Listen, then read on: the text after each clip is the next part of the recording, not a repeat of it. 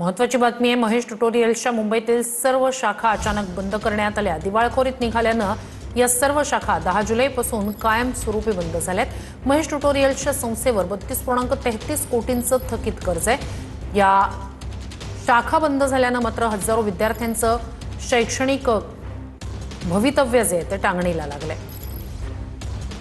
मुंबई आणि राज्यभरात प्रख्यात असलेल्या महेश ट्युटोरियल्सनं आपल्या कार्यालयाला टाळा ठोकायला सुरुवात केलेली आहे। जवळपास 33 सेंटर्स त्यांनी बंद केलेले आहेत। मी सध्या मुलुंडच्या सेंटरवर आहे आणि या ठिकाणची ही सगळी दृश्य आपण पाहतोय। सगळ्यात आधी हेच सेंटर बंद झालं होतं। आपण पाहतोय की एसएससी, सीबीएसई आणि आयसीएसई साठी महेश ट्युटोरियल प्रख्यात होतं, मात्र आता या शाखेला त्यांनी टाळा ठोकलेला आहे। महेश ट्युटोरियल्सनं कोणतीही पूर्वसूचना न देता घेतलेल्या या निर्णयामुळे 10वी आणि 12वीच्या सुमारे 2500 विद्यार्थ्यांचं शैक्षणिक भविष्य ऐन शैक्षणिक वर्षात संकटात सापडल्याची चर्चा आहे। या घडामोडीमुळे राज्यातील खासगी कोचिंग क्लासेसच्या सुरक्षेचा मुद्दा आणि त्यांच्या नियोजनाचा मुद्दा पुन्हा एकदा चर्चेत आलेला आहे आणि यातून आता पालकांची सुटका कशी होणार, विद्यार्थ्यांना दिलासा कोण देणार, हा सुद्धा महत्त्वाचा प्रश्न आहे। कॅमेरा पर्सन योगेश गुरवसह गिरीश गायकवाड, TV9 मराठी, मुंबई।